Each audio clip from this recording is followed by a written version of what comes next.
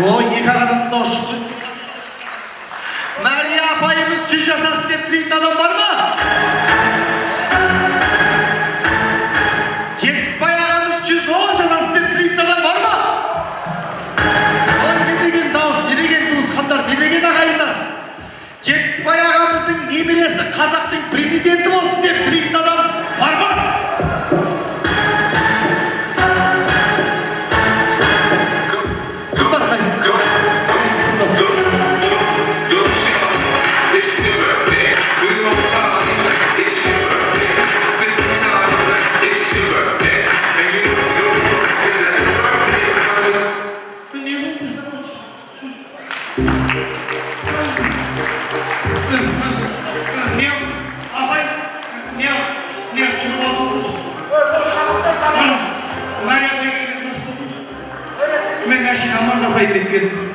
Азияның ақмаңдайды ғажап еді, әнмен жүр көңілінің базары еді. Той десе ішкен асын жерге қойған, ассалаумағалейкум қазақ елі! Сіздерге басынан сәлем бердім. Енді уақыттарыңыз алмайды ағайындар, сағат деген. Біраз болып, енді жүректің махаббатымен, көңілдің шапағатымен, ана қанның ыстық шапалағымен, жетістеген жігер жасты алқымдап, Жетіспай ағамыздың шанжары, ұл-қыздардың анасы, немерелердің әжесі, Мәрия анамызды құрметтеп, орнымыздан тұрып, шапалақ тұрып, құрмет көрсетіп, Жетіспай әулетін ортаға шақырайық ағайындар.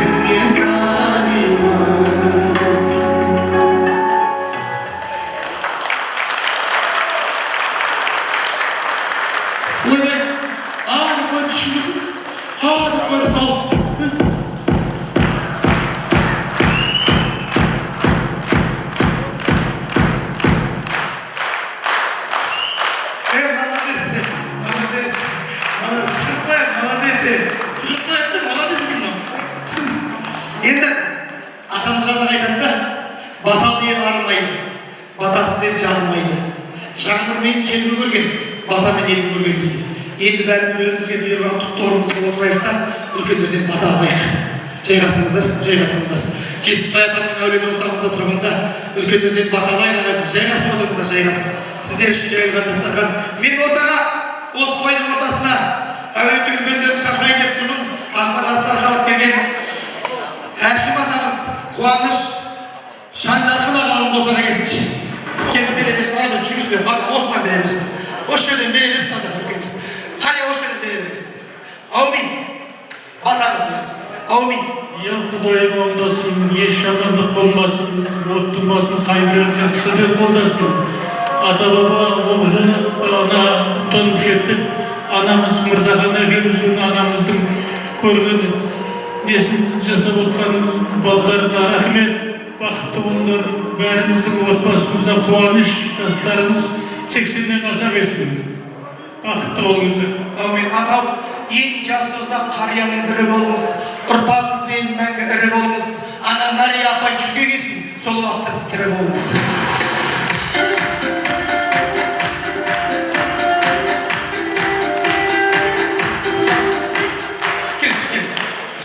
Amin. Amin.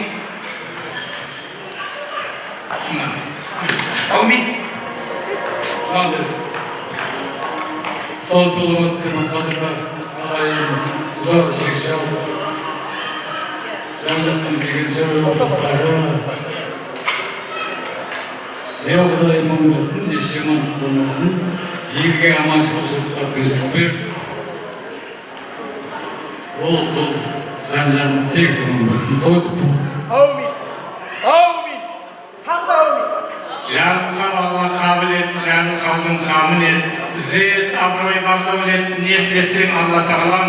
Осы шаңыраққа, осы келген қонақтардың отбасыларына барлық жақсылықты өз базылығымен қабілет. Аллаху акбар. Ақмаларымыз қабыл болсын қария. Ал қадірмен ағайын болып туысқандар, осы жайылған дастархан, бүгінгі ән мен жыр, би мен әзіл, бәрін Жетісбай ағамыздың балалары, аналардың мәртебесі үшін сіздерге жайған. Алып, ішіп, жеп, ән айтып, би билеп, көңілді отырыңыздар. Жетіспе келмегендер жетіске келсін. Жетіске толғанның бәрі жүзден асуын Алла нәсіп етсін. Ас болсын. Ас болсын Алла. Құрметті ағайындар, асқарда әкелер, ақшалықты аналар. Бұл енді үлкен адамның тойы болғаннан кейін қонақтардың көбісі үлкен кісілер. Сондықтан тойымызды ақтайтын кезегін бастай берейік, қариялар шаршап қалмасын. Үйінде қартың болса, жазылып тұрған хатпен тең, ертелі тұрған атпен тең. Қариясы бар үйдің дариясы бар деп, үлкенді сыйлап құрметтеп, үлкенді үлгі тұтқан қазақ деген мұсылман халқымыз ағайындар.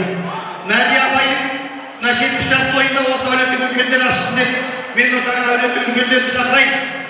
Әшім аға, Төлен, Роза, Тәуекел, Сәлитбек, Сара, Күлипа, Шанжархан, Орынгүл, Рита, Анина, Қуаныш, Пируза, Мейрамбек, Бибажар, Нұрмұхаммед, Дина, Талғат, Назым, Әділхан, Нұрсұлу, Абдрахман, Зағипа, Ерлан, Серік, Тұрсынгүл, Райымбек, Зубайда, Алпысбай, Қарагөз, Рахим деген кісілер ордаға келсінші.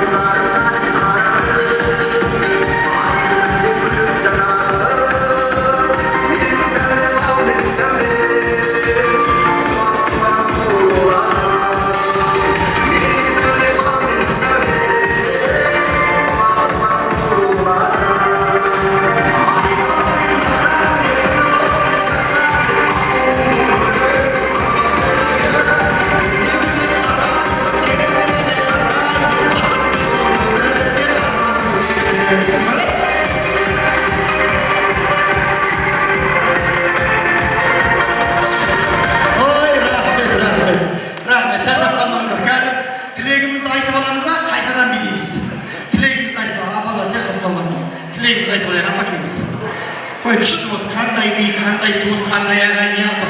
Ағайын туысқандар аман болсын. Бауырдың ағайын туысқанның амандығы осы ғой міне. Біріміздің тойымызда біріміз аман есен билеп жүруге Алла нәсіп етсін. Аға бастайды. Хан ағайын тыңдайық. Ассалаумағалейкум, қайырлы кеш, қайырлы ағайын туыс. Ұзақ шекжан, ат жамдырып, Қазақстаннан келешке бүгін біздің әулеттің үйіндегі жеңгеміз, Мария жеңгеміздің үлкен тойына келіп жатыр. Қош келдіңіз, туған тойыңыз құтты болсын. Жезекең әке, мына той құтты болсын. Жалғасын өзіне жаңа айтып отыр ғой. Мария апай жүзге келсін, жүздеген соңға келсін деп сен сияқты бір тамақ айтқан екен. Өлген сөйлеп не? Өлген біреу тілек айтып 97 жасында келдеген ой, қалған жасында 100-дай әмбетес бұл жоқ қалғанда ұзақсат дегендей сол айтқандай 100-дан Алланың берген жасын жасай беріңіздер. Екеуіміз қол ұстасып ол ортамызда асақашылық құрып біздің енді шындап келгенде ортамызда ең үлкен сіздерсіздер қазір. Бір-екі ағайынымыз бар. Енді беттестер өздеріңіз. Сол мына ол қыздардың бәрін көрген көзге немере шөбере шешектің жалғасы тауып етсін. Үлкен бір азық жүргізіп отырмыз. Тойыңыз той жасасын. Қазіргі заманда біреуге біреу шапалақ ұрмайтын болыпты ғой. Өзімізге өзіміз шапалақ ұрмайық.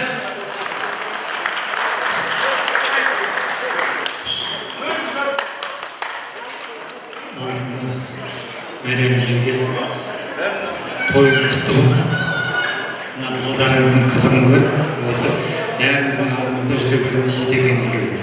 Тек сіздердің қызықтарыңызды көрейік. Балдар немерелер жүре беріпсіздер. Соның қызығын көріп жүре берейік. Барлық жақсылық тілеймін. Денсаулығыңыз мықты болсын.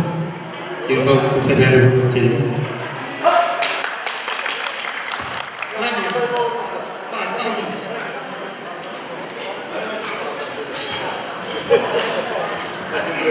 Ассалаумағалейкум, бүгін тойға жиналған қауым. Енді міне бүгін 70 балалары жеңгеміздің 70 тойын тойлап береміз. Алла тағала сіздің тойыңыз 70 жасыңыз құтты болсын. Бала шағаның қызығын көріңіздер. Әр уақытта балдарыңыз жолдар болып, үлкен министрдің онысын жәкен. Енді мен мынау жаңағы біздің жәкеннің ағайын достарын танымай қалып, білмей қалуы мүмкін. Мен жәкеннің інісімін. Шешем осы жәкенге берді, әңгімелеп тұрып кеткен. Рахмет. Сіздің осындай балдарыңыздың сізге жеңгеммен осындай сектор өстіп жатқанына Алла разы болсын. Әр уақытта жақсы болсын. Жәкен айтып кетейін отқан біз ана 88-89 жылдар біздің Қызылорда облысына Арал ауданынан қазақтан бәріміз Алматыға келген осы Жәкеннің арқасы. Жәкен сондай беделді, сондай халқына, еліне, ағайын жұртына сондай ағалығын Жәкен жалпы өмірсіңіз және шөбереңіз, ағаның қызығын көріңіздер. Сіздерге денсаулық тілеймін. Бүгін осындай жақсы той болып жатыр. Бәріміз қуаныштымыз. Тойыңыз тойға ұлассын. Кеше Алланың берген жасыңызға жақсы әдемі қатайыңыздар. Енді кеше балдар тағы Ташкенттен туып, екеуі ем алдырып, әке-шешесін сөйтіп жақсы ем алып, жақсы әдемі болып той құтты болсын, той тойласа берсін. Ташкентке апарып, екеуін тойға дайындап алып кеттіңіз, мен жігіт жақсы құдай болсын. Дайын болып кетті той. Кімге береді? Ассалаумағалейкум ағайын. Мына жерден сөйлеп отыр ғой, жаңағы қойған бар еді, ол аяғынан сөйлейін деп тұр.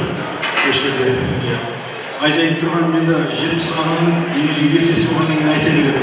Осы жерде Қара Мырза Палуан деген болған Қажымұқан бабамыздың белгісі тағын. Сол кісінің келініп тұр. Сосын осы жерде Әшім деген палуан болған Көшенбай Мәмбетияздың оқытқаны Нұрмағамбет ағам тұр.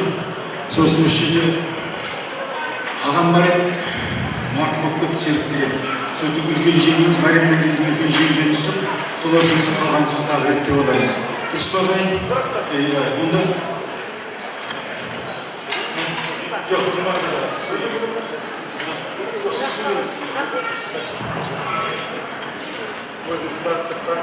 ал құрметті 70 аға, Мәриям жеңгей, мынау үлкен қуаныштарыңыз құтты болсын. Енді үлкен міне бүгін той жасап жатсыздар. Өте қуанышты, өте ризамыз. Біз осы үлкен қуаныштарымызға ортақ болып келіп отырмыз міне. Мен енді жаңа нәрседе Мейрамбек айтып кетті. Осы Алматыға 34 жылы әкем ауылдан осы Алматыға келген екен. Содан біз осында туып өстік. Енді кетелерді қазір біраз жылдар болып қалды. Осы Алматыда келгендерін, көшіп келгендерін жақсы танып жатырмыз, қабылдап жатырмыз Алматыда міне. Мейрамбек те соның 80 жылдары келген осында студент кезінде. Ал енді Мәриям жеңгеге айтарым. Мәриям жеңге, туған күніңіз құтты болсын. Сізге зор денсаулық. Енді 100-ге жетіңіз. Ар жағын енді көрерміз. Айтады ғой, 70-тен желіп, 80-ден секіріп, 90-ға тоқтамай, 100-ге келіңіз. Туған күніңіз құтты болсын.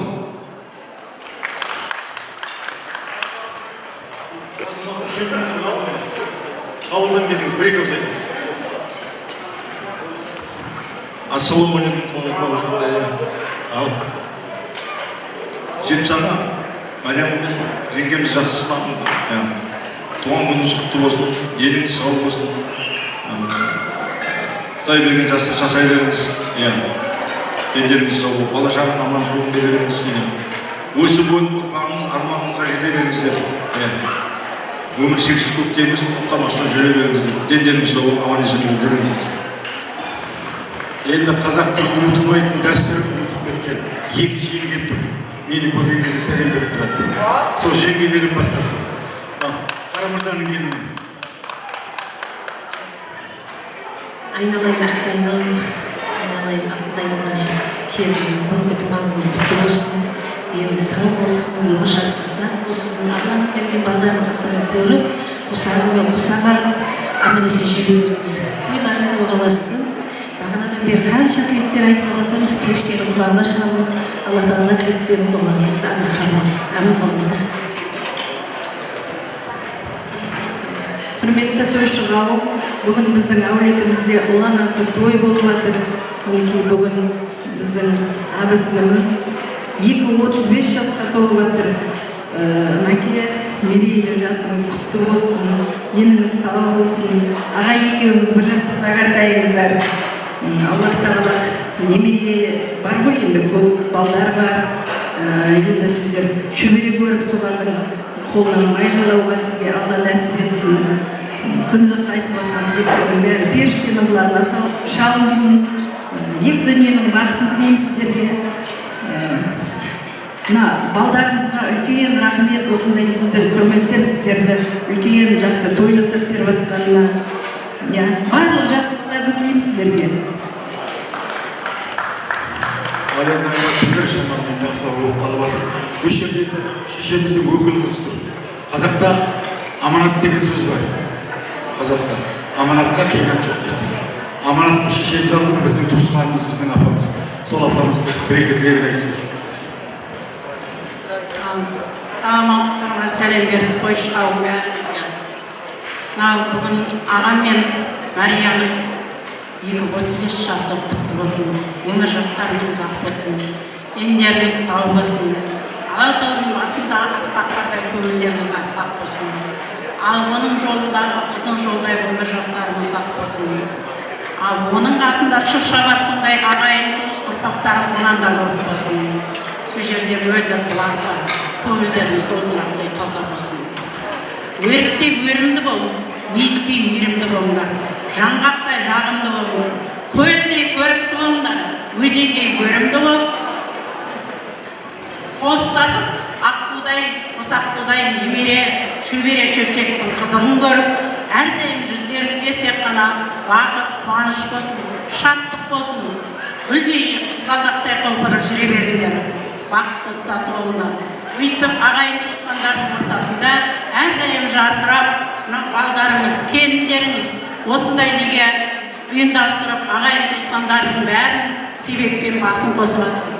Бәрімізге де рахмет. Осы той бәрімізге де жұғысты болып, тек қана тойда қуанышта барыштарымызды қосуына тілектеспін. Бақытты болыңыз. Бір жаста қартайып, жақтарыңыз бен жамандық көрмеңіздер. Енді шөпшекпіз ғой, шөбере шөпшекпіз, немелеміз. Бірақ кенжесіз емес, менің алдымда сіз сөйлеңіз енді. Құрметті тойшы қауым, құрметті қонақтар, бүгінгі себеп белгілі. Мына шаңырағымыздағы ең үлкеніміз осы Жетіген менен Марияның бүгінгі балдарының жасап келіп жатқан тойы. Мәкеңнің мына құрметті келіндер, Мәкең нешеге келді? Рахмет. Мына 2.35-ін құтты болсын. Мына келіндері айта алмайды Мәкеңнің жасын. 2.35 деп жатыр. 2.35-ке келе берейік барлығымыз. Мәке мынау деніңіз сау болсын. Алланың берген жасын жасап берген қызықты көре беріңіздер. Мына бауырларыма рахмет. Сіздерді елеп мынау ағайын туысқа отчет бергендей 70-ке келіп шешеміз деп. Сол 70-іңіз құтты болсын. Бір 30 жасты тағы да Алла тағалам берсе, қатты жақсы болып кетеді. Ал енді біз өзі әулеттен 7 ағайын дедік. Бүгін Алла қосып енді Алланың әміріменен екеуміз қатысып тұрмыз тойға. Сол елдегі ағайындардың барлығы дұғай сәлем айтып жатыр, құттықтап жатыр. Біз сол сәлемін алып келдік елден. Алла тағала осы барлығымызбен осындай жақсы тойларда басымыз қосыла берсін. Осындай той, осы тойға келген қонақтар, құдалар, жекжаттар өз отбасыларыңызда бола берсін. Той барлығымызға жұғысты болсын. Алла не тілеген дұға тілектерін болса, бір өзі қабыл етсін. Басымыз тойда болсын, той боласын. Көп рахмет. Ал, кенжемін сөйлегені көрдім, кенже қызын сөйлегені көрдім. Нағипа? Алтындай менің әппақ шақыраған ақ жеңшем, бүгінгі туылған күніңіз құтты болсын, ең бірінші денсаулық тілеймін. Айтады ғой қазақта, су берсе, сүт берген, су сұрасам сүт берген, сүт сұрасам менің жеңшем мені маңдай ашы берген. Кішкентайында мынау Алтынай жанға, ғалымжандар кейін енді Алтынай жанға маңдай ашы істеген кезде жеңшем барып айтады, бар маңдай ашы екен дейді. Сол маңдай ашын алып келем деп келе жатыр, өзім жеп аламын, сосын маған айтады, бар маңдай ашы едің ба дейді. Жоқ, жеген жоқпын, бар айналып қара дейді, ал маңдай ашы шығып тұратын бабам ғой. Сөйтсем аузым күйеуге, айнаға барып қарасам аузым бәрі күйеу. Жегенсің ғой дейді. Айнаға барып өзім күреттім ғой.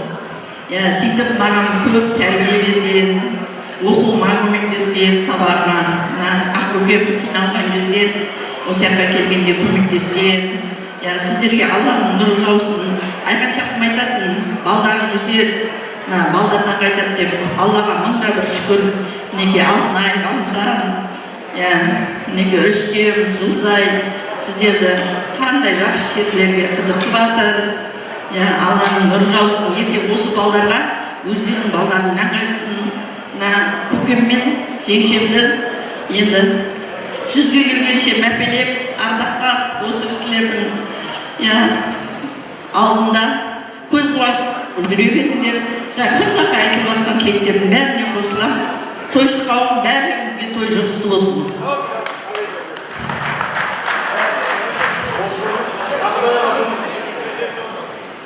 Енді бәрі түгеліміз деп тұр, кім? Ғалымжан ағасы, келіңіз. Сол айтып тұр ғой, ешкім тұтып қалмасын деп. Ештерге бір түгел айтып алып, ордада тұрып. Ал енді құрметті тойшы қауым, мына бүгін барлығымыз жан-жақта мынау мерекелі тойға куә болып келіп жатырмыз. Барлығымыз мына ақ тілектерімізді айтып жатырмыз. Ағатәнде мынау менің енді бұл үлкен мерекеге келген себебім мына өздеріңіздің ұлдарыңыздың Ғалымжан бауырымның мамасының тойы болып жатқан кезде сонау Талдықорғаннан келіп тұрып бізге тілегімді білдірмей кетті, маған ыңғайсыз деп санап, сондықтан да келіп жатыр. Аға, мынау әулетіңізде болып жатқан үлкен той құтты болсын. Өздеріңізге зор денсаулық тілеймін. Мынау адамды қателікпейтін ол бала. өсіп келатқан ұрпақ. Сондықтан да осындай мынау Алымжандай ұлдарыңыз бар. Кешегі Алматы облысы, бүгінгі Жетісу облысында өзінің орнын тапқан білімді білікті басшының бірі деп мен өзім санаймын. Әлі бәрі алда. Сондықтан да сіздердің осындай бақытты күйде, осындай әдемі күйде жүріп жатқандарыңыз осы өсіп келатқан бала-шағаларыңыз. Сондықтан да өсіп келатқан бала-шағаларыңыз аман болсын, әулеттеріңізде той көп болсын, жақсылық көп болсын, осындай ағайын туының арасында жақсы болып жүре беріңіздер. Рахмет. Енді арасында да жетіспай ағанды айтып қойса, ол кісі 75-ге келіп жатыр. Оны да айтып қоймыз. Біз ғой бәріміз серік сөйлемейін деп тұр. Маған сен сөйлей деп тұр. Бір сөйлейді. Енді зорламаймыз ғой. Бар ғой жаңағы атасы өлген аттан түс деген жауға шыққанда алып кететін бауырын сеніп тұр. Ал енді ассалаумағалейкум тойшы қауым, мына жерге келіп тұрғанымыз Сағанның жаңағы кішісі болғаннан кейін еркелейіп, бір атаның балдарымыз үшін жүріп тұрған. Осы жерде кішісі сеніп екеуміз екенбіз. Жаңа Асанға айтып жатыр. Жеңгеміз 100 жаңағы жеңгеміз 100 жасасын, ағамыз 110 жасасын, мен келіспеймін деді. Ағамыз 110. Мен сонда осы осыдан ағамызға оны тағы бір жеңгеміз деп. Болмайды ол. Ақ жеңге, Аллаға рахмет, екіншісізге рахмет. Тұқымызды көбейтіп жатсыз. Тем более мына қызым тұр, Айкөркемнің ресторанында той жасап жатсыз. Сізге рахмет. Осы ағамның қасында серік болып, ол қызды туып, соған немересіне осы шөмелі сүйеміз ақ жеңге. Бірақ менің ойым, енді бір алла біледі ғой, бірақ ойым ағам сіздің алдыңызда кеткен. Сізге 110, ағама 100 берейік. Соған келісіп алайық деп тұрмын. Оны бір құдай біледі, менікі әзіл ғой айтып тұрған. Енді ағайын енді біз енді ер түріктің баласымыз. Күлтегін бар аржағынан келатқан. Аға сыйлап өскен, іні сыйлап өскен. Тұрмағанбет деген атамыз бар, соның бір ауыз сөзі бар.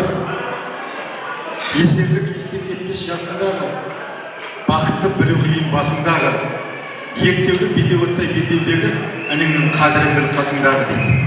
Сол ма 70 ағамыздың қасында жүрген үйлеріміз біз. Артымызда 70 ағамыздың балдары бар.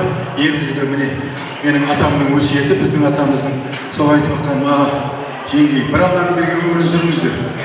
Осы қуанышпен жүріп тек қана қуаныш болсын ана. Міне шөбере көріңіздер. Ауырмаңыздар, кешеді шамал yapқан уайымдап не болып жатырмыз, сыртта жүрсек те. Соған айтып жатқан ортамызда өстіп күліп ойнап ағалық ақылыңыз айтып, жеңгелік сөзіңізді айтып, әрқашанда ортамызда жүре беріңіздер. Басқа айтатын ештеңем жоқ. Тек қана тойдан тойға болса береді, қазақ тойды жақсы көреді, қайғы келетін болса орнымен келсін. Той қып шығарса басқа айтатын ештеңе жоқ. Енді осы жерде менің Ағыдай ағам бар, 70 ағам таныстырып еді кезінде. Сол кісі өзі түйіп береді осы жерде. Қайырлы кеш, құрметті ағайындар, қадірменді қауым, құда жекжаттар, алыстан жақыннан келген ағайындар. Бүгінгі Алатаудың етегіндегі той құтты болсын. Той барлықтарыңызға дұрыс болсын. Енді Мариям жеңгенді айтып жатырсыздар ғой мақтап. Үміртқадай аппақ болған жеңешем деп. Сол сияқты жайлауында жүрген жігіт маған қой, дос келді деп жасап жатыр анық той. Тұңғыш рет көріп тұрсың сен оны, нағыз қазақ, міне осыдан қой. Сәйгіліктей құйрық жолы таралған, сүйетұғын қазақ осы қараңдар, қазақ осы күй шығарып, ән салып, көкпар тартып қызығуға жарылған. Қазақ осы құда бол деп қинайтын, құдаларын құдайындай сыйлайтын, қазақ осы дүние мен малыңды оң жолды шашу үшін жинайтын дейді. Сондықтан да өткен жинағанымыз тойға жаусын, құрметті ағайындар. Келген адамдарымызға нұр жаусын. Енді мен ақ жеңгеме не тілеймін? Бағана інім айтты ғой. Жәкеңе 99 тілек, мен айтқан Марияға 110 тілек деп. Сондықтан да тілегіміз қабыл болсын. Алла тағала айтады ғой, жаңағы ең бірінші тілейтін тілегі Алланың алдындағы сол екен. Сондықтан да абыройлы болыңыздар, той қыласын. Енді мен сонау сыр бойынан келіп осы Жетісуға мекендегенде себепкер болған осы 70 ағам болатын. Аманжол Садық деген үлкен совхоздың басшысы болып, сол кісі келіп, сол аралдың суы тартып отқан кезде сол елді қалай да осындай жақсы елге көшіру мақсат болған, сол мақсатпен барып, сол елден келген азаматтар қазір ортамызда отыр. Қазір ұлдары, ұяға, қыздары, қияға қонған үлкен азаматтар, азаматшалар. Қоныс құтты болсын, арман қарап ұрпақтар жалғасын тауып берсін. Енді осы ауылдың атынан мен осы кісілердің ақтойлардың атынан ауылға барам деген бір ән қабыл алыңыздар. Билейміз бәріміз. Былай да, мына Жетісбай аға мен жеңгеңіз ортамызға бір суретке түсінайық бірінші. Суретке түсінайық, ортасында. Орда тұрамыз. Бері басын, бері басын, иә. Сосын ағама не. Енді ағайын туысқандар, мен сіздерге айтайын, мен мына кісілерге тоқтау салған жоқпын. Екі-үш адам айт деп айтқан жоқпын, өйткені әркімнің бауыры өзіне, бір туған бауыр болғаннан кейін бәріне сөйлеуге рұқсат бердім. Ал бұдан кейінгі шыққан топтан үш адамнан айтасыздар, айтып қояйын. Бір туған бәрі үлкен кісі екен. Арамызда мына 70 жас болғаннан кейін 90-ға келген қариялар, 85-87-ге келген кісілер ода шаршап қалады. Үш адамнан айтасыздар, мына кісілер бір туған бәрін айтқызым. Мейірімді Алла осы аға жеңгелеріңіз үшін жүз жақсы көруге сіздерге нәсіп етсін. Ал суретке түсіңіз, сосын Райбек ағам ауылға барып қайтайық. Сыр еліне, жыр еліне бір барып қайтайық. Жақындаңыздар. Ой, бұны апай көп көрді. Шапан бар.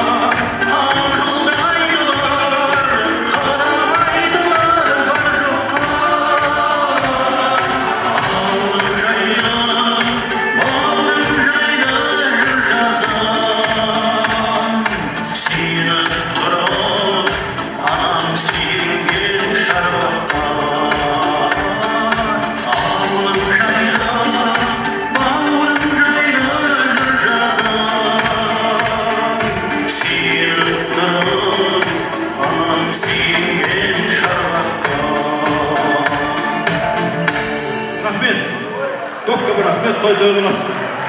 Берекелі әулет жиған мерекелі дастарханға үлкен ас келеді.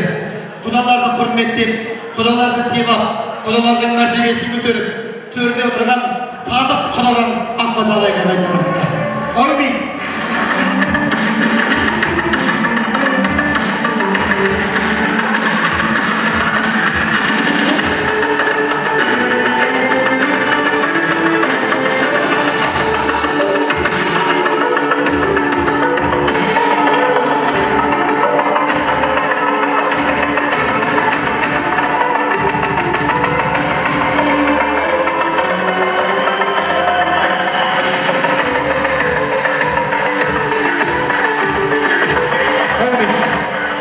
Тәңір құданың орнына Орал құда келіп отыр екен, Орал құда берсін бадан.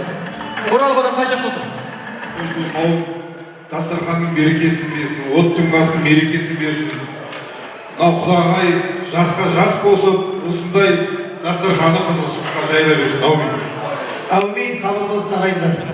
Алдыңызға ас қойдық, екі қолды бос қойдық ағайын туысқандар. Осы жайылған дастархан сіздер үшін алып, ішіп жеп, көңілді отырыңыздар. Ас болсын.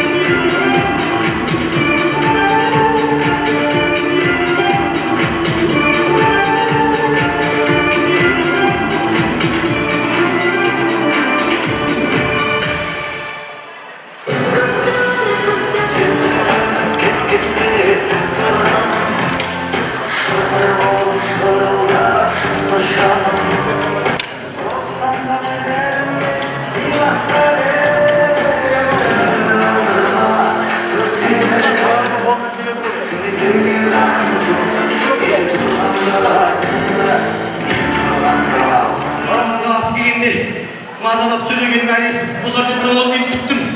Енді тойымыз баста берген кісі көп. Құда дегізген, астына жорған мінгізген, үстіге шапан кигізген, айналайын құдадан, құдасы бар дегізген, құда болып барғанда, құйрық бауыр жегізген деп әндетіп мен ортаға Жетіспай әкеміз бен Мәрия апайымыздың балалары аралас, қойлары қоралас, тонын ұшқыра олдай тату тәтті, бір үйдің баласындай, ең жақын туысындай болып кеткен құда-құдағиларын шақырайын. Садық, Үрқия, Орал, Төлеген, Алтынай, Мырзабек, Қарлыға, Қосылған, Рахима, Хамид, Амар, Ләтипа деген құда-құдағилар ауырмай жүз жасасын. Ал ортаға билеп келіңіз.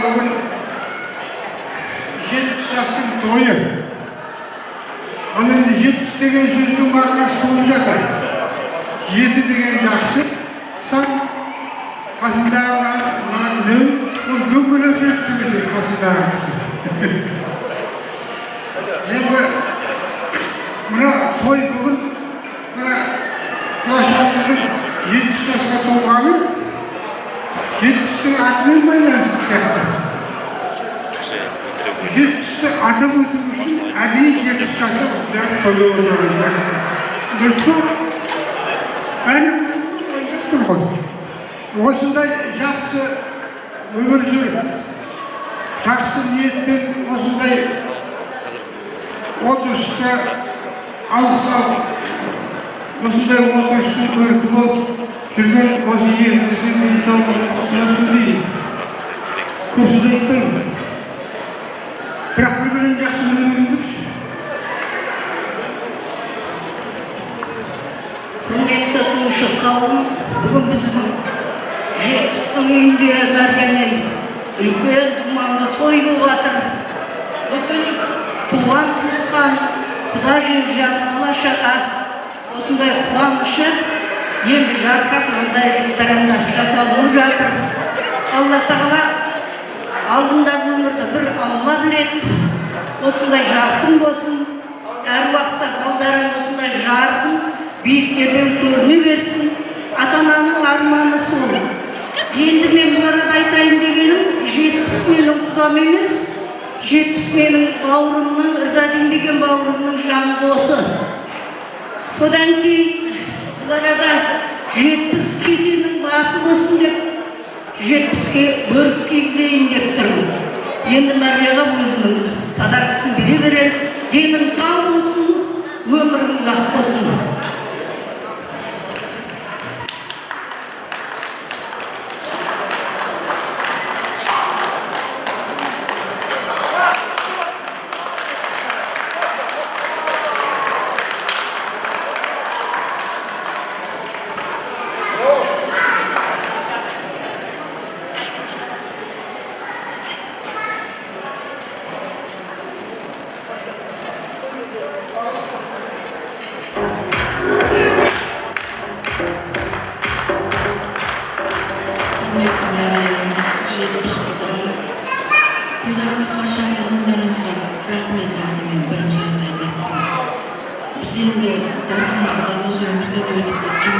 кішкене опырайып қалып еді.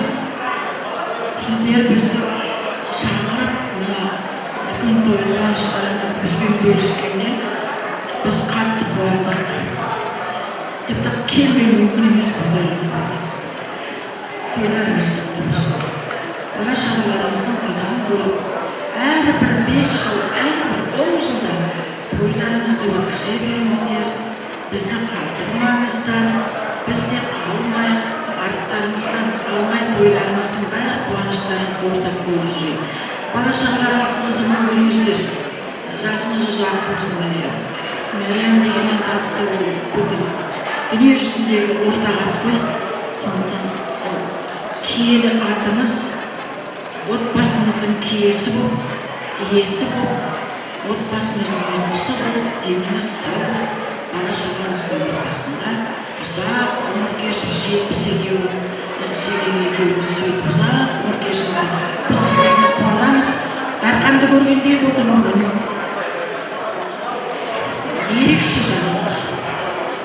Тамағыма кішкене жастым. Бірақ өзімді ұстаймын. Орнын жоқтатпай бізді құда-құдай деп шақырып осы жерге құрметтегендеріңіз үшін алғысымыз шексіз. Бәріңіз аман болсын, қолыңыздар. Елдеріңіз аман болсын. Аспанымыз ашық болсын. Бәріміз сүремізді той болсын. Біз қазір 85 жылдық тойдан келдік. Сонда да осы жақтағы жүгір келдік. Бір тойдан екінші тойға секіріп, осы сіздерге келдік. Қуаныштың көз жасы. Амандық сұрайын бәріңізге, денсаулық сұрайын. Бәріміз аман болайық. Ылғи тойда кездесейік бәріміз. Жақсылық осы отбасында көп болсын. Рахмет. Қазір Мырзабек сіздерге Мәриям деген әнді айтып береді. Мәриям, ар жағында тұлдарды. Мен мына сыйлығымды беріп өтейінші. Ал, бәтекелі. Ал, енді ары қарай жалғастырайық.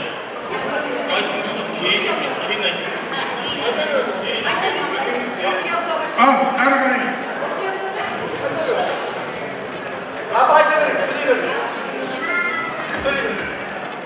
Құрметті құда-құдағайлар, мына бүгінгі болып жатқан тойларыңыз құтты болсын. Той тойға ұлассын, той қазыналы болсын. Ал біз Қызылордадан мынау келіп жатқан құда-құдағайларымыз, Қызылордадан жалын сәлем, құдаларыңыз сәлем айтып жатыр. Бізге сол сәлемін жаңағы айтып қояйық, қарыз болмасын. Құда-құдағай, мынау құрдас құдағай, туған күніңіз құтты болсын, 235-іңіз. Жасыңызға жас болсын, мынау сізге жетекең екеуіңіз бір жастықта қартаюды Аллам нәсіп етсін.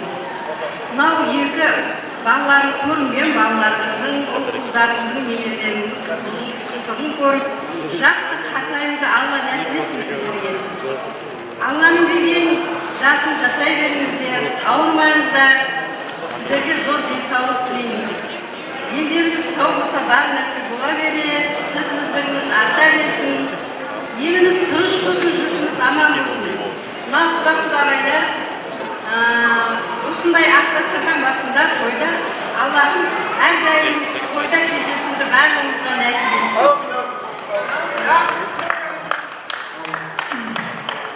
Жаңағы біз Қызылордадан келген құда-құдағайларымыз деп жатырмыз ғой. Осыдан 20 жыл бұрын біз жаңағы құда-құдағай болып төс түйістіріп осы бұрын жаңағы қарындасымыз Рауан ойбай Алматыға барады екен, оның ар жағында Кербұлақ екен деген кезде жаңағыдай алысынан суға қашады екен. Енді келе-келе таныссақ өзіміздің қызылордалықтар болып шықты. Сол кезде есімде сіздер Қызылордаға келіп, біздің үйге қонақ болып, құда болып келген кезде сондай бір жарқырап келген сәттеріңіз әлі көз алдымда, әлі де сол жарқырап тұрсыздар. Құдайға шүкір сіздерде құда-құдағайлардың болғанына, мінекей біздің мына жиендер жаңағы Әсем мен Көркем қандай мынау біздің құдағайға айнымай ұқсаған, екеуі де майысыпты құдағай сияқты. Құда қаласа мынау құда қаласа тойдан айырмасын. мынау немере сүйдіңіздер, шөбере сүйіңіздер, шөпшек сүйіңіздер, немене сүйіңіздер. Құдай бәрін қызықшылықты сіздердің шаңырақтарыңызға берсін. Тойларыңызға бассын.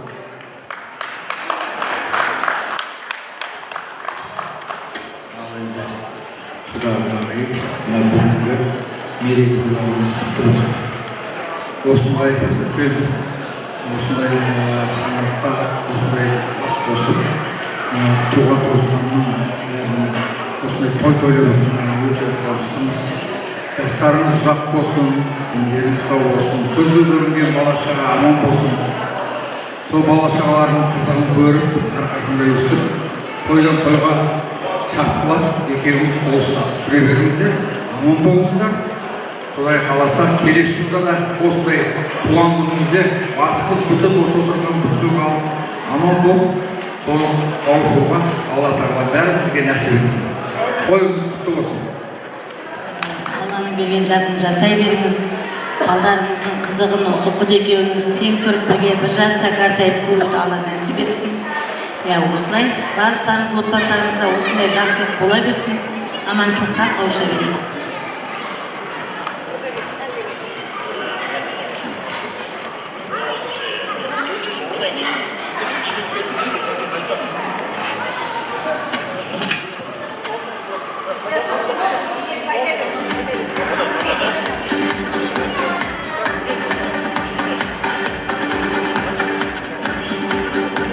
Құдағиымыз ортаға шапан шешпей қоймаңыз, суретке түсіп алайық. Ортамызға суретке түсіп алайық, шапанды киіп тұрып. Иә.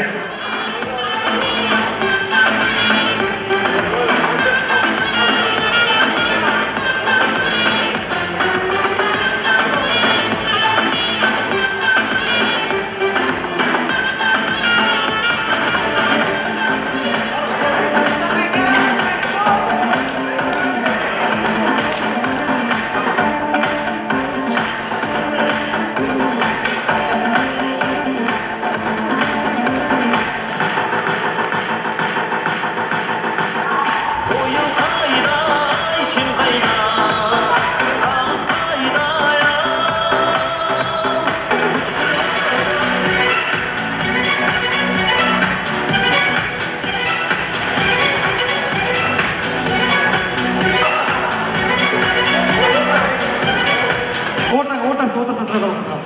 Ортаға. Қалпалар түсе беріңіз.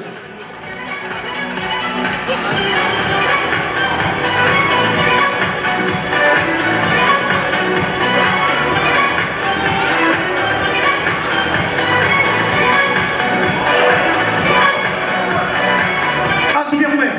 Бір билеп алайық. Құдағыдағы ортаға. Бір билеп алайық. Ағам қойды. Ой, ағамның шапанға танымай қалдық бұл. Мына шапанды танымай қалдық. Ал ортаға. Рас.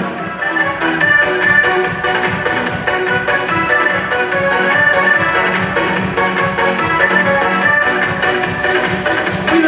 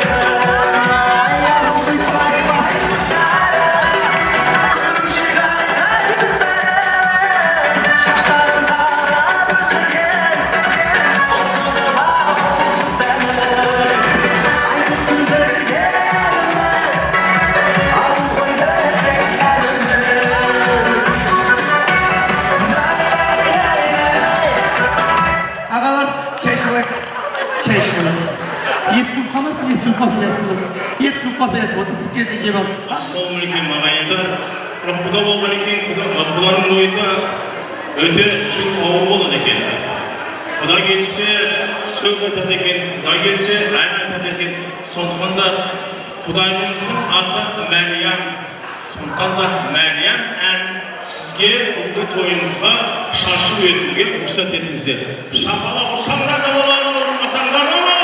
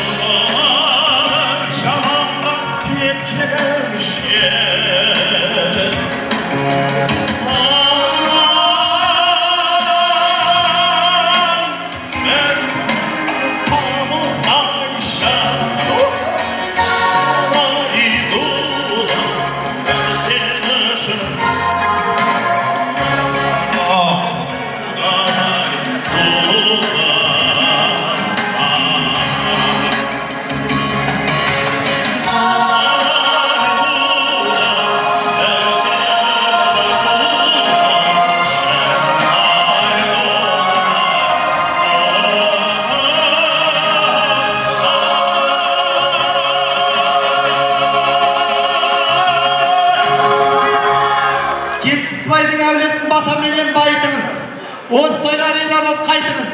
Сіздің жасыңыз өте ұзақ болып, осы әнді Мария апайдың 100 жасында айтыңыз.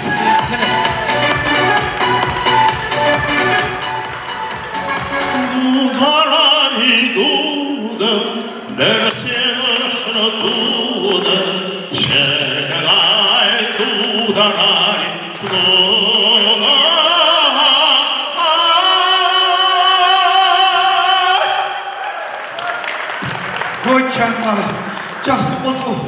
Жаңа мына Мырзабек ағаның алдында осы әулеттің бауырлары сөйлегенде Райымбек ағамызды ән айтып еді, ол кісі қорғалға айтпас. Райымбек ағам қайда? Шапалағының бар емес Райымбек ағам отырмысындай. Райымбек ағам, Жарық ағам, Асқар тауым, бауырлардың қадірін біле беріңіз. Жыламаңыз, өмір бойы күле беріңіз. Осы бауырларыңыздың бәрі аман болып, бауырлардың тойында ән салып жүре беріңіз.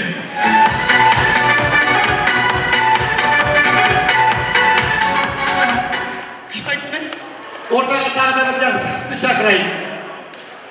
Қазақ эстрадасының жұлдызы, қазақ сахнасының саңлағы, қазақ өнерпаздардың тарланы, айтқан әні халықтың жүрегінен орын алған Нұр Мұқасан тобының негізін қалаушы, керемет әнші Нұрлан Қонысбай ағамыз шақырайын. Армысыздар.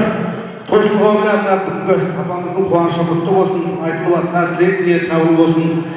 Денсаулық тілеймін. Үлкен, осылай ағайын туысының ортасында Алла берген жасты жасай берсін.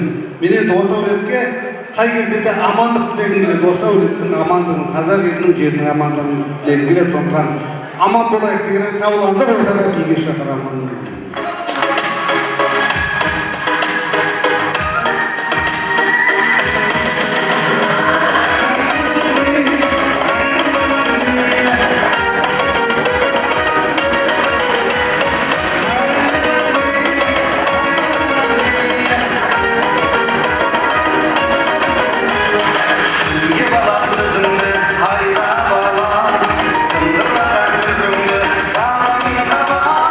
Sendirilen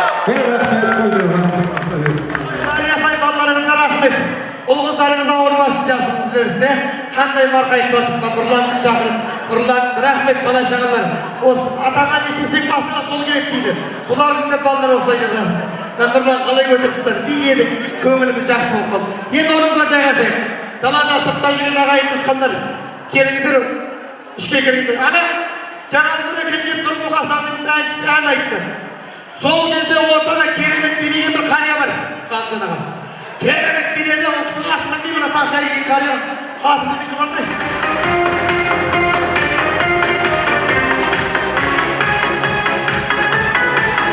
енді бұл кісі ер азаматтардың атынан керемет биледі мына әйел қауымдардың атынан арулардың атынан осы ат кім осы кісі керемет биледі келіңізші ортаға музыка керемет биші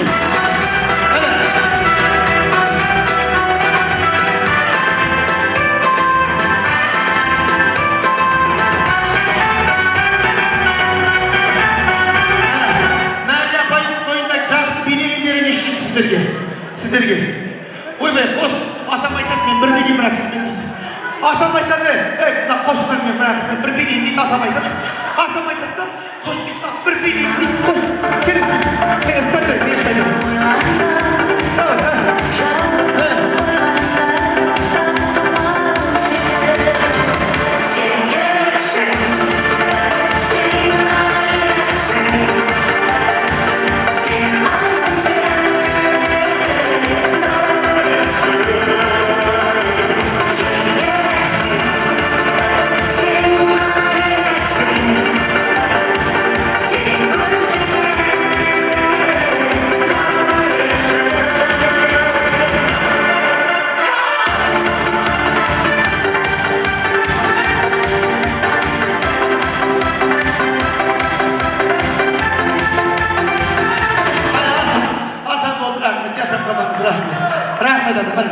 рахмет ауырмаңыз жүз жасаңыз ең бақытты әкелді енді ана жастардың атынан бір жігіт керемет таппай қалды бойы ұзын ашки солған бір әдемі жігіт керемет билеп жүр жастардың атынан таппай қалды бойы ұзын көзінде ашки бар керемет билеп жүр бір жігіт сол жігітке берем ау қасына қызы келеді деп ойлап едім таппай қалдым сол жігітті ол келгенде береміз енді мені тыңдап алыңыздар ағайын туысқандар қазір ортаға мен Қазақстандағы ең бақытты әке деп Жетпісбай ағамды айтсам бола ма? Болады демесем десеңіз айқайлап қойыңыз. Жетпісбай ағамды дәл бүгін Қазақстандағы ең бақытты әке деп айтсам бола ма? Мәрия апайды ең бақытты ана деп айтсам бола ма? Жараса ма? Онда қазір мен шақырамын ғой. Жетпісбай ағаны мен шақырамын. Жетпісбай аға менің қасыма келгенше кім Жетпісбай ағамды жақсы көреді, сыйлайды, құрметтейді, сол адамды айқайлаңыздар, видеоға жазсын, ертең шөберелер көрсін. Бар осыны айқайлаңыздаршы. Ең бақытты әке, Жетпісбай әкеміз келе жатыр.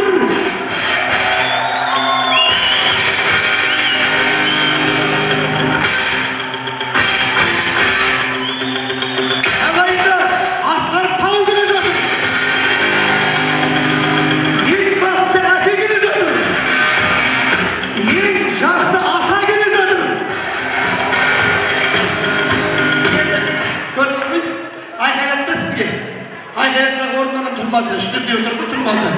Енді Мәрия апама тұрмады деп туғанын ойында.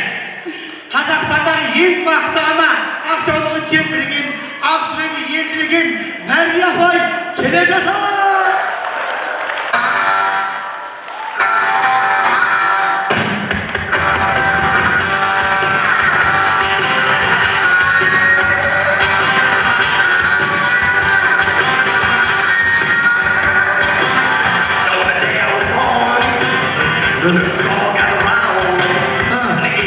Ең бақытты ана келе жатыр.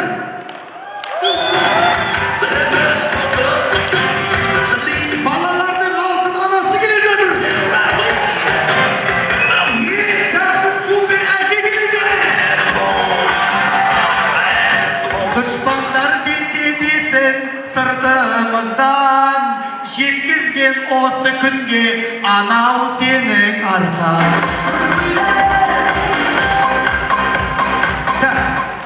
Енді қазір сөзге Қазақстан алталаш көрсін. Бүгін 16 мамыр 2026 жыл дәл бүгін Қазақстандағы ең бақытты ана ол Мәрия апамыз.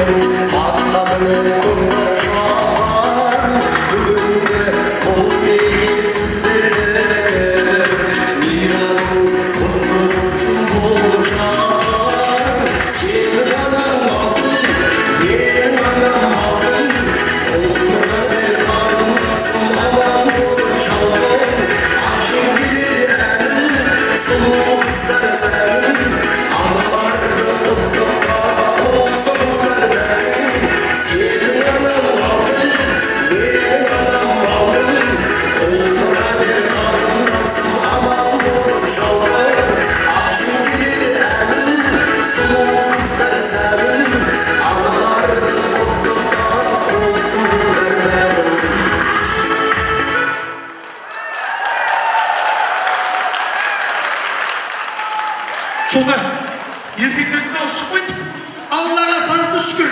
Dәл бүгін Қазақстандағы ең бақыттaki ол Ғалымжанның әкесі Жетісбай ағам.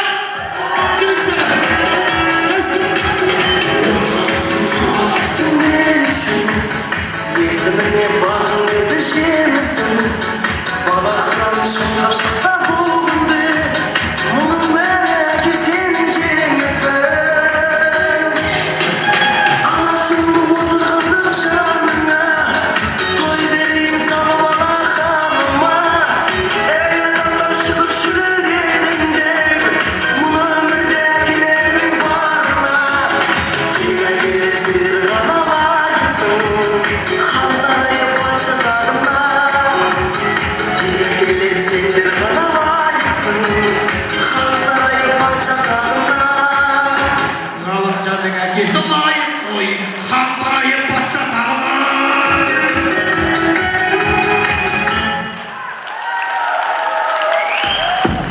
Еркектердің дауысы шықты. Аллаға шүкір еркектердің дауысы шықты. Енді екі жақсы қосылса, бірін-бірін қимайды. Екі жаман қосылса, бір үйге басы сыймайды. Жақсы болса алғаның, басыға қонған дақпен тең. Жаман болса алғаның, нағайға біткен зормен тең дейді. Бір шаңырақты шайқалтпай, ұлы ұяға қызды қияға отырған Жетісбай әкеменен Мәрия анамыз жүзден асын ағайын. Енді қыздар, мамыз әкемаңыздың орын отырысы көрді, көрден жерге отырысы жақын жерге. Енді мынандай сыйлық бар. Келіп қыздар. Ең қымбат сыйлық алып шығысына, ең қымбат сыйлықты берейін. Не болды? Не болды? Орныңыз біріңізден жүрді. Жаңа ашқеда қамыздың бұл жігіт келген жоқ. Артын білмеймін, ашқеда қам, бой ұзын, әдемі жігіт. Бит. Енді қараңыздар, енді арамыздар көрсіздер. Келді ме? Жоқ, бой ұзын. Ұста. Оны сол ма? Сол чақыр. Атырым. Қалеке, атырым. Мұрат мырзаға шамырақ соғайық.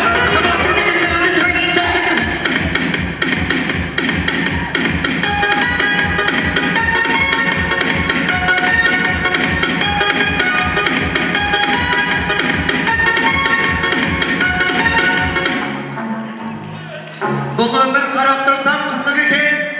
Жамандардың балалары бұзық екен. Жақсылардың балалары той жасап, көргені думанменен чыжық екен. Сізді көріп аға таңғап бойыңыз действительно ұзын екен.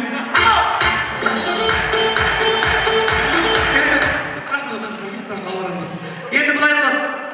Арамызда үлкен кісі көп, 90 асқан екен. Ортаға шығып, почтық жарысын билет дейміз. Үзіліс болғанда береміз билет. Қазір орындарыңызда отырып сыйлық алатын уақыт болады. Үлкен кісінің тойы бар. Мәдениет. Енді қазір сотовый телефонның заманы, цифровой заман. Бәріңіздің қалтаңызда сотовый телефон бар. Менің сұрағым цифровой заманға байланысты телефон туралы болады. Қазір музыканың орнына сотовый телефонның мелодиясы ойнайды. Сол қай телефон екен тапқан кісіге 2 подпис берейік. үлкен кісі көп енді маған үлкендерге алсын мынау аха мынау қай телефонның музыкасы тыңдаңызшы қай телефонның мен ойлаймын телефон кімде ұстаған айқайлап айтсам қол көтерейік қол ал апам айтып отыр айтпаңыздар апам ау Samsung телефонды қалсын. Құлай, Samsung жоқ, Samsung. Қана, әскер, айтпаңыздар. Шаруа, жаным кімің, атыңыз кім? Кеттік, билейміз, Моторола, билейік жама, шаршама, аяқ қолым талсана, жоқының бір билейін, шаршығарым ортара, шаршамай, аяқ қолым талсана, жоқының бір билейін, шаршығарым ортара. Абай, сіз кім боласыз? Мен нағашықпын, Мариямын. Әркімнің нағашы сөзіне чапанын қоймедіңіздер ме? Той дегенде көңіліміз тарылмасын, қуаныштан жүрегіміз жарылмасын. Мәри апайдың нағашылары аман бол, Құдайым тойды мұнан айырмасын.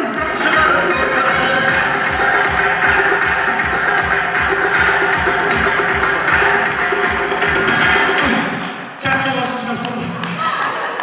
Күндер санағын сондай телефон әдейі оңайын айтады, үлкендер тапсын деп, үлкен кісінің тойы ғой. Қосай, келесі. Қай телефон? Жастар, қыздар, жігіттер қатысады. Еріксін емес. Ал, Nokia ұқсайды, Nokia емес. Айсын жігіттер, айсын қыздар, айтсын тұршы. Айтыңыз. Ал. Samsung tabii özünü sanırmaz. Samsung böyle özünü sanırmaz. Koş kaydıramaz. Çasır katsaya ağzından çıktı. Haydi. Öpeyimiz. Haydi. Afayı mı? Hadi haydiniz.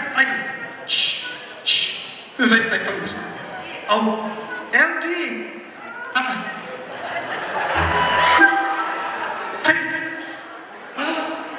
Kaydıramaz mı? Oğlum kız. Sondaki telefonu kündüz arıyorsunuz mu? Kündü. Tanımadın mı? Haydiniz. Anak sıfır çıkacak. Anak size bırak olmadı. Anak sıfır çıkacak. Haydiniz ama. Al. Şu Nokia'yı mı satın? Nokia'nın açık bir merak. Nokia'yı okusaydı. Siemens.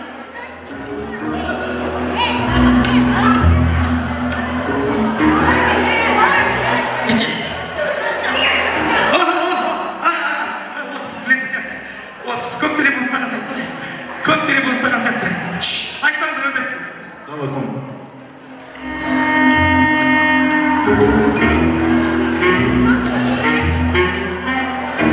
Мен сіздерге көмектесейін, жеңілдеу болсын, көмектесейін. Айтасыз ба? Айтыңыз. Мен жүгіріп жүрмін. Айтыңыз. Sony емес пе? Мен сіздерге көмектесейін. Қараңыздар. Бұл қайсы? Осыңыз ба? Қойды. Мама бар дейді. Мамасы қызына бар дейді. Қыз мамаға бар дейді. Ау? Моторлы болып қойды ғой бағана. Моторлы бағана болды ғой. Sony Ericsson емес. Ағам. Altel ба? Altel емес. Жоқ, не дейді? Телефонын алып қойған Samsung деген сияқты. Altel сіздерге көмектесейін, жеңіл болсын. Мұрат жақсы. Ағайындар, бұл Қытай халқының телефоны. Қытай кезде 3-4 телефон ғой қазір. Қытайда 3-4 телефон бар. Қытайда 3-4 телефон бар ғой. Айтпаңыз. Паспорт емес, Қытай телефон, Қытай. Паспорт емес. Ағам айтады, ағам біледі ау. Қытайдың телефоны. Аға айтыңыз. Не дедің? Іштеген бірден келіп қойды. Үйренейін бе? Өлең қаскер. Қаскер айтамыз. Не дедің? Ау. Үренбейін. Айтыңыз, мына кісі айтсын. Мұрат, мына кеш. Huawei. Huawei koy. Huawei. Çilegiz. Huawei.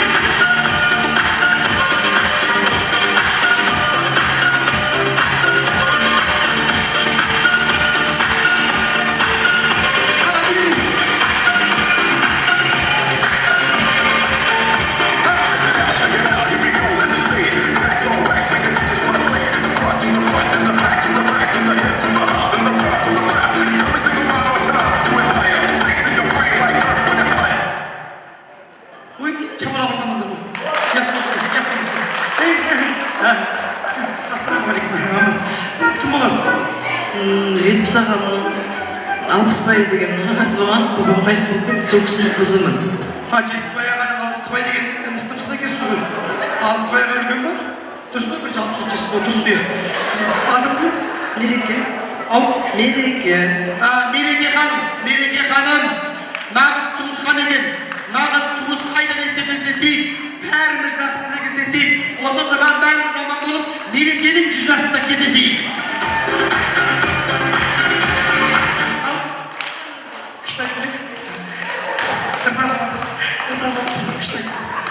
Просто табақты бұра, екісті табақты үстіне көш, оңай. Ане қалмағын көз атап қойды.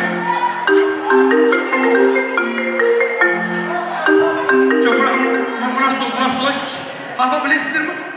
Мұра қыз айтсын ба? Апам айтып қосыз айтсындар. Nokia. Ойбай, Nokia деп қой. Nokia деп қой. Nokia деп қой.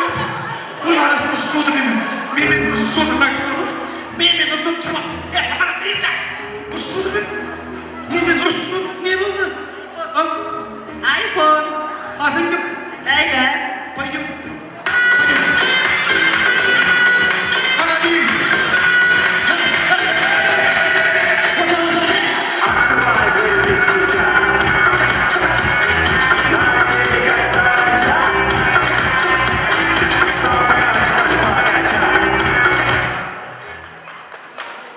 Siz kim olursunuz? Келін болам. Келін? Ау? Жетпіс ағамның келіні ме? Күйеуің кім? Ау? Мұрат дейді. Жетпіс ағаның інісі ол, Жетпіс ағаның інісіне киіп алған. Жетпіс ағаның інісіне киіп алдыңыз ба? Ләйлә. Қайдан Ләйлә, Аллах'ым жай. Ей Аллах! Мұратты күйеуіңіз болды. Мұрат пен Ләйләнің үйіне бақ береке қона берсін. Үйінің іші балаға тола берсін. Халағын сайып бала берсін. О балалар халықтың батасын ала берсін. Мұрат пен Ләйләнің бір баласы қазақтың биігінің хан бола берсін.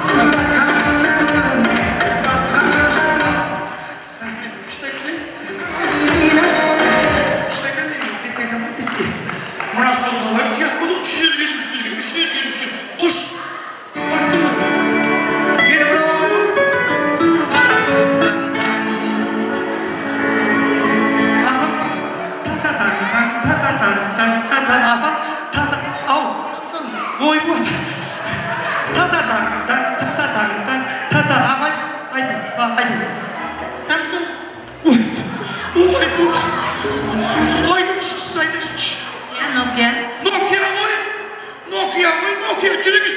Дұрыс Nokia.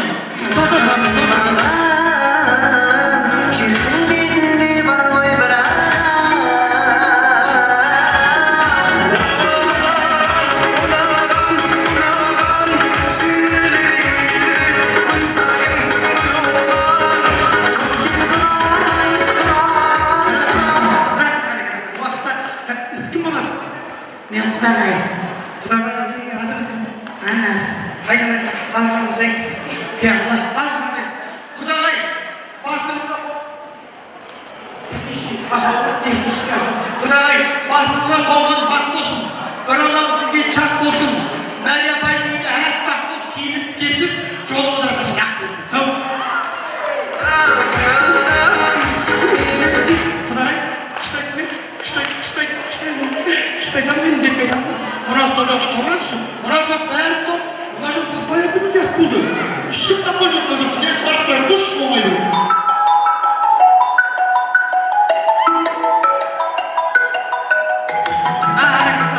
Ана кісі тапты. Тапты, осы кісі тапты.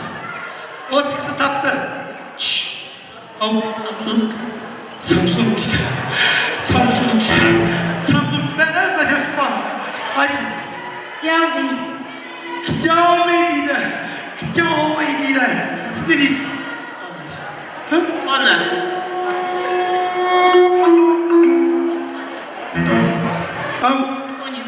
Бұл да Қытай телефон, Қытай. Жаңа Huawei сияқты Қытай. Huawei сияқты. Міне. Зыт дейді? Айтшы. Хопа. Өзің хопа. Мына жаққа тұр. Ана жақ тау жатыр. Мына жақ біреу алсаңыздаршы. Айтшы қарындасым, айтшы. Айтамыз қарындасым. Ойбай, Қытай телефон, Қытай. Міне. Қалай? Дұрыс, Redmi. Билеңіз. Қалай? Жақсы бір келіп қойып.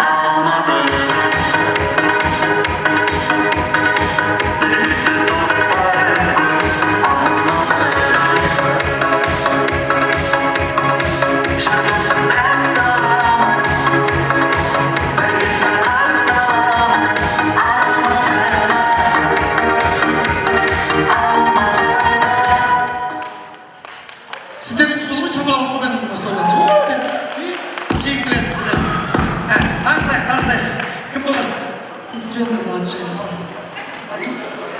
Мария Павловна, сестренка. Младшая. Сестренкаларымыз саламатсың, күлсе екен. Сізде бірге өмір бақи, жүрсе екен. Младшая, сестренка аман болып, самая младшая 25-ке келсе екен.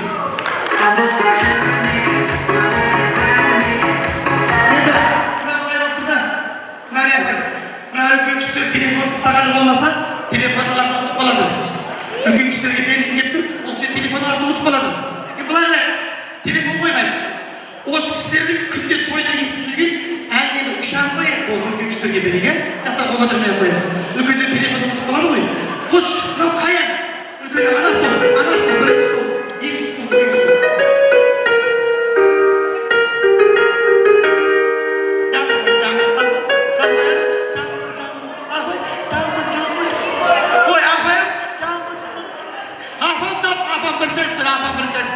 Қандай айтып жүріңіз? Шудың бойында сені іздедім, бәрі ойымда, үміт үзбедім.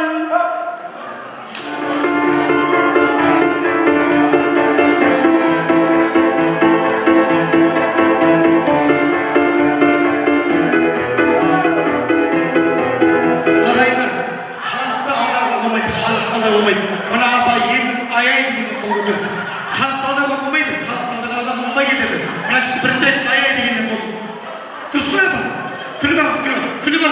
Күліп Алла шырақпасын күліп. Дұрыс. Қазақ үшін жамандық тамам болсын, соғылатын жақсылықта қамал болсын. Сіз келген тойдағы Мария апа мен Жетпіс ағам сізбенен бірге 100-ге дейін аман болсын.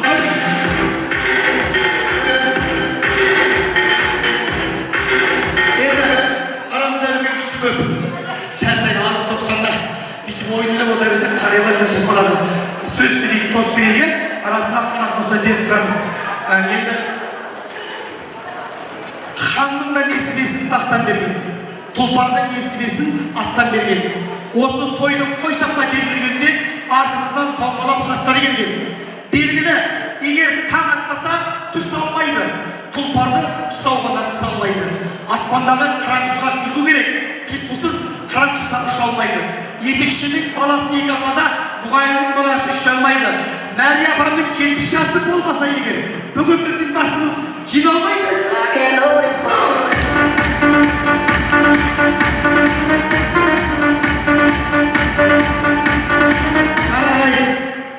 Нағашым нардай болса, көңілің таудай болады деп, келесі құттықтау сөздің кезегін нағашыларға берейін.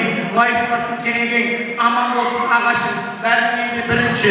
Аман болсын нағашың, аман болсын нағашың, бақытыңды тағбасың. Нағашы білейді әрқашан, шеңдердің бағасын деп, нағашылары Күлшара, Ұзақ, Айнакүл, Нұрмұрат, Зина, Әсия, Жұмағали, Нұрбек, Абай, Шамна, Амантай, Жәмиля, Абай, Şanna, Әділ, Бибігүл, Алтынай, Хадиша, Нартай, Кенже, Әділ, Гүлмира, Гүлжахан, Қошан, Бота, Шанна, Жәмила, Зина, Гүля, Ерхан, Дана, Ерік, Гүлмира, Айгүл деген нағашылар ауырмай жүз жасасын. Ортаға билеттеріңіздер.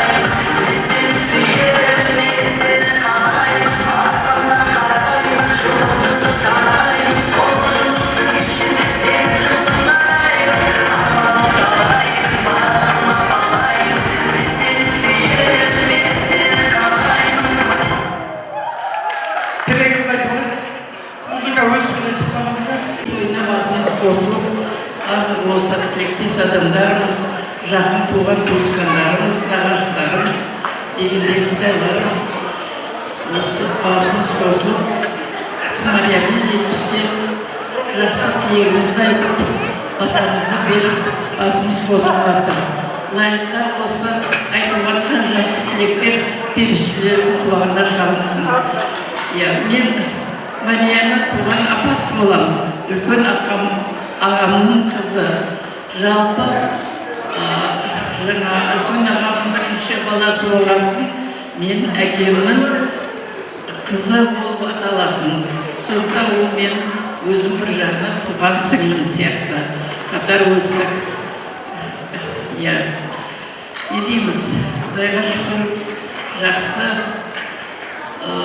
екеуі жақсы қосылды, жақсы махаббат сезіміне бөленіп, семья болды, балалы шаруа болды, бәрі көз алдымызда.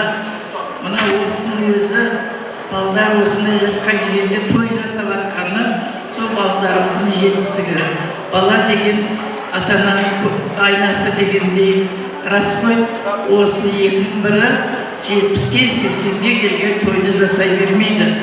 Мынау 70 Марияның еңбектері, жемістері осындай тойға бізді басымызды қосып, қуанышқа бөлендіріп жатыр. Бақытты бол, Мария. Бала шағаның рахатын өр, қызығын көріңдер, 72 қосарымен қосағарып, жасына жас қосыла берсін. Енді қыздың жасы сұраман, қыздың жасы 18 дегендей, әрдайым осы 70-дің арқасында толтырып, кәдімгі жақсы үлкендік берсін өзіңе. Бақытты болыңдар. Тойға той жалғасын, бақытты болыңдар бәрінде. Атқарғанымыз осындай той болсын, бала шағаларымыз аман болып, ортамыз ұлғая берсін, аман болайық. Апа, жаным апам оңдашы. Мен жаңа орынды бақ бердім. Сосын жетіспай ағама отырыңыз деп едім. Отырмайым деді. Менің қайын жұртым сөйлеп тұр ғой. Мен отырмайым, тік тұрам деді. Шапалақ ұрып қойыңыздаршы. Арза бақпа. Менің қайын жұртым сөйлеп тұр ғой, бала деді. Мен отырмайым деді. Менің қате екен апа. Менің қате екен.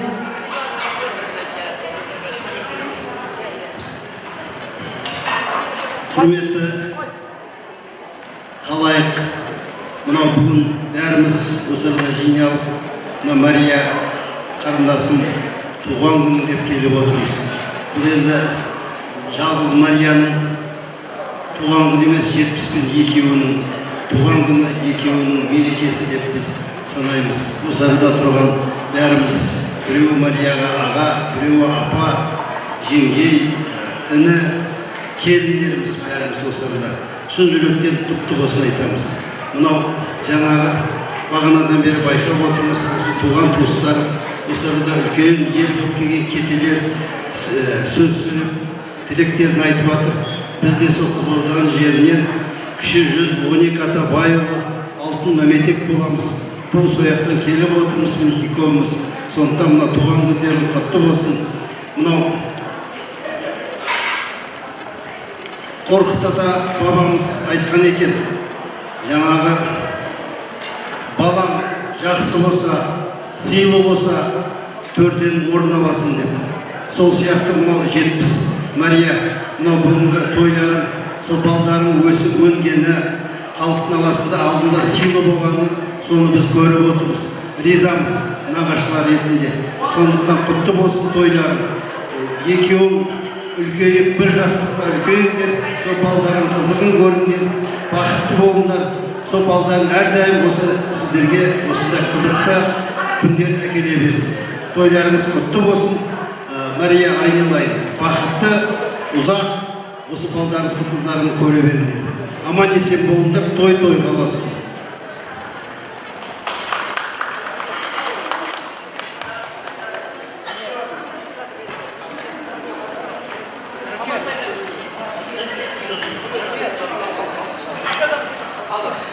Құрметті тойға келген қауым, менің Мария апамның құдалары, Қызылордадан келген құдалар, қош келдіңіздер. Бауырым Мария, бүтін бақытыңыз, дұрыс бақытыңыз құтты болсын. Балалардың патша төрін сыйлап тұрған күні, екеуіміз мынау алтын тұғырда, патша төрде, ұлы абыройда, бүкіл ағайынды бауырды құдалардың алдында шалқып тұрған күндеріңіз құтты болсын. Соны айтқым келеді. Үркен атамның аты аталып, Орынбасар ағамның, Дәмеға жеңгенің аты айтылсыншы. Мынау сіз соның көзісіз ғой. Менің анамды да көрген, ал енді 70 маған орның бөлек. Нұрханыма бауыр болдым, бірге жүрдім қандай. Мен сіздерге тек қана бақыт тілеймін, ұлы денсаулық тілеймін, 100 жас тілеймін. Тойға келген қауым менің бауырларыма, біздер шығып тұрғандар алтындармыз. Менің Мария апам менің алтын ғой. Тілем алтындар кептерін жарқыратып. Бәрімізге тойға келген тілектерімізге мың алғыс айтамыз. Бауырым үшін Мария қосағым мен қосағары осындай жап-жас болып шалқып жүре беріңізші. Әмин. Мария апам сол алтын болған екен, үстіне алтын көйлек кигіз қойдық. Енді сізге Қызылордадан сыр елінен, жыр елінен әкелген тілегіңізді шашу қылыңыз. Қайырлы точно Мария 35 құтты болсын. Бақытты болып, бала-шаға қызығын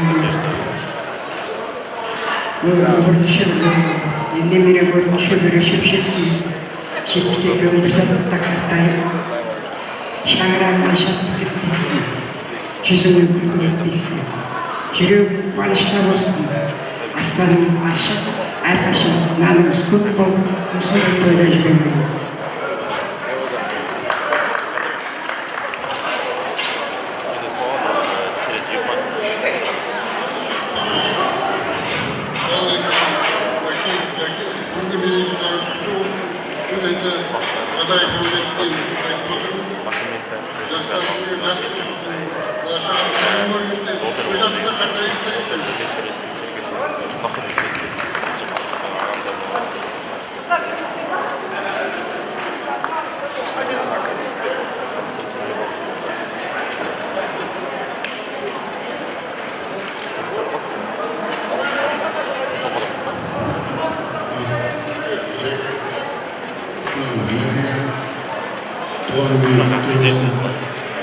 Жетісіме жездеріміз осы уақытқа ешқандай не болмай жақсы қарап жүр. Жездеде ойнаған жоқпыз, әкемменен құлағымен тапқан жоқпыз. Өйткені ровно жүріп. Сосын жәкетті сыйлап. Елдіміз екеуіне ұзақ өмір, денсаулық, ең бірінші бақыт, мына бақыттың башын бөлемін. Ағарата өйістік жағына. Қостарсын, бір жаста қартай өтеміз. Тойымыз тойға алғызсын, той күтті болсын, бақытты болсын. Ағайдыңыз өзіңіз айтыңыз. Ал енді бүгінгі керемет тойға батырмеке менің апам жетпіске осындай болашақ асырымызда жасап беріп жатыр. Құтты болсын, тілектерімен болсын. Алла қауымына шағынып осындай тойға жете берейік. Болашақ өсіп көргендей берсін, солардың ташыларын көріп 72-ің аманшылықта, дендерін саулықта үстіп жүре беріңдер. Соның бәріне куәгер болып жүре беріңдер. Енді нашама сыйлықтар бар еді. Апама жездеме Апа жездеге сыйлығын беріп алайық. Содан кейін бәріміздің ортаға тұрып түсірерге түсіп алайық осы кісінің ортамызға. Ал беріңіздер. Болды ғой, ал енді күйеуді хан қылдық енді бір билейік сол үшін. Қос музыканы.